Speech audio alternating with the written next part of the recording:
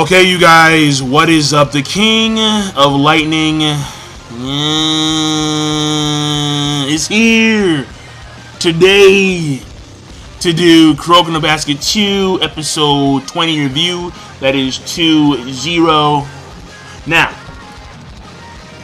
it is a real shame, but we are 5 episodes away from the season finale. No! Now, I do prefer actual seasons when it comes, like, if you were to compare seasons to, like, ongoing, continuous, non-stop, yeah, I prefer the seasons, I do. But we gotta wait.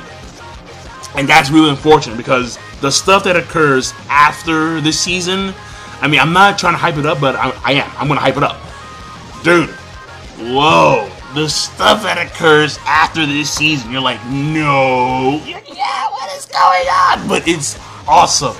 It's awesome. It's awesome. Awesome. But for sure, there is going to be a season 3. That is gonna happen, obviously.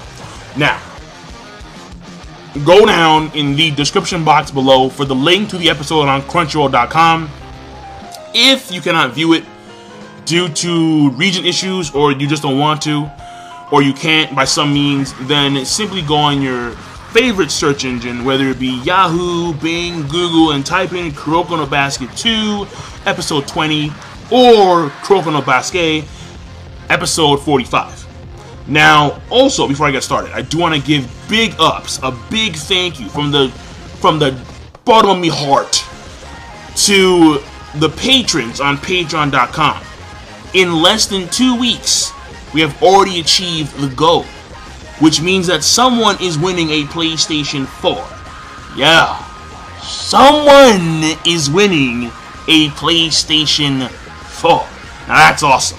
And of course, we do plan on expanding onto other things so we can not only support the industries that we love, but also I can give back to those who have supported me.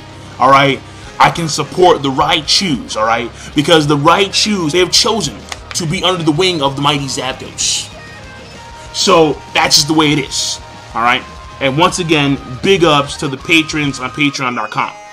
Now, let's continue. This week's episode is simple. So this review, even though I just talked for like 3 minutes, is going to be really quick. First of all, you know the term triple score, double score, quadruple score? It happens. Yōsen are the complete polar opposite of Toho, wherein which Toho and even Seirin are scoring teams. They focus on scoring. Seirin is more of a team base, like they pass the ball, there's a lot of passing and coordination and that kind of stuff. That's what they focus on.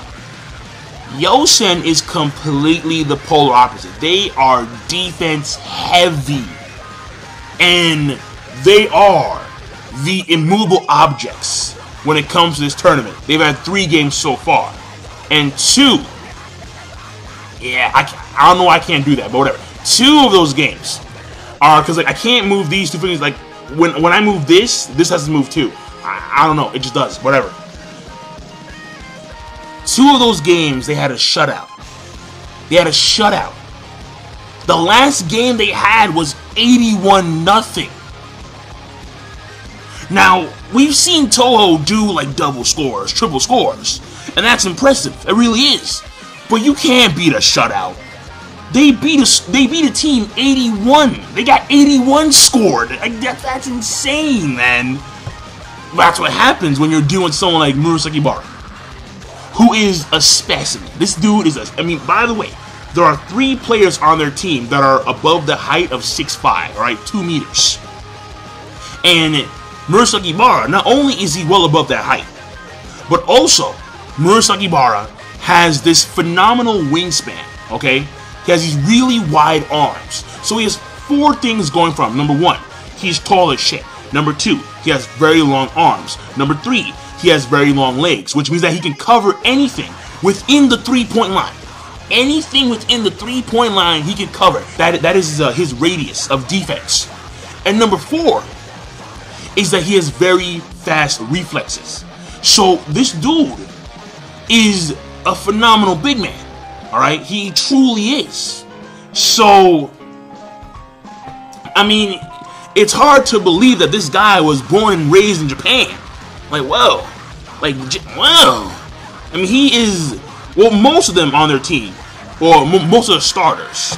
All right, the guy with like the weird chin, well, with the very Americanized chin, I should say, the mock Muscle Peter Griffin going on, and the other guy who I think the same voice actor of Iamoshi, basically Zoro. I think they're the same voice actor. I'm not too sure. Mr. and I'm not gonna. This is gonna come off racist, but it's not. All right, Mr. Slanted Eyes. Okay, they're all above like 6'5", so they're unique when it comes to, you know, Japanese basketball players. And right now they're dominating Seirin in the sense that they just can't get a score. I mean, even though Seirin's passing the ball fairly quickly, they just can't get a score. But also a few small things in the episode that are, you know, noteworthy to mention. There was a meeting between Tatsuya and Alex, and it was funny like that because there was a lot of very comedic scenes there when it came to Yōsen. But the thing about it is very simply put, they're not kids anymore, and he sees Kagami as an enemy, not a childhood friend, as an enemy, as an opponent to beat, and that's what it should be. Now, when it comes to Yōsen, they also have a female coach, just like Idariko. So that was cool to see. You know, a nice change of pace. Too many dicks on the field, but whatever. On the court, I should say, too many dicks. We get to see the beginning match of the episode, and the only thing that was important in that match was that Seirin actually had a moment of arrogance, where in which they weren't trying as hard as they should, because they had just beaten Toho, and in their minds, this other team, whoever they were irrelevant. But after a few smacks from Idariko, wake the fuck up. You know, on some Ric Flair shit. Woo! Like, after all that stuff, they woke the fuck up, and they won the game without using Kuroko or Kylie. So that was very good. You know, again, we have Seirin, the second year, showing their skills, alright? I mean, they're pretty damn good by themselves, without the first year star duo. I mean, they have the Silent Wonder, and then they have Brock over here. Now, again, they're good when it comes to regular players. But when it comes to the Gen, aka Generation of Miracles, no. But still, whatever. I mean, I'll give them props. And finally, very important to note, this may be a hint at Akashi's powers, which I think it's highly unlikely, but it was told after Almine teaches Kuroko the game, how to shoot. Basically, he's thinking to himself, but Akashi shouldn't know about Kuroko's lack of shooting, his inability to shoot the ball. And the reason why is because Akashi apparently taught Kuroko his style of basketball. Now, does this imply that Akashi Seijuro is rocking some misdirection stuff? I mean, I don't know, man, because when you look at him, his presence is astronomical. Like, even though he's like, what, like 5'6", 5'4", he's Naruto's height pretty much. He's Naruto's height, but this dude, he just seems like 8 feet taller. Because he just exudes this aura, and you're like, bro, like, whoa. Like, you can't not look at him. So, I don't know, man. We'll see, but according to what Aomine said, it is possible that Akashi knows some misdirection stuff. But that's it, so I'm done. King Lightning. Be sure, of course, I mean, the episode overall, I liked it a lot. I thought it was going to be, I'm going to give it a rating of good, alright? Because it's basically set up for the future. It's set up for the progress of the game, and then they're going to focus on this game for the next 5 episodes, that's very obvious. And it's showing you just how, it shows you just how the cards are stacked against Seirin. Where if you thought Toho was bad, no. Even though these guys aren't a scoring team, they're D, and this is gonna sound kind of weird, but D in the sense of defense, right? Not, you know, genitals. Their D is phenomenal. It is that good. So it is what it is.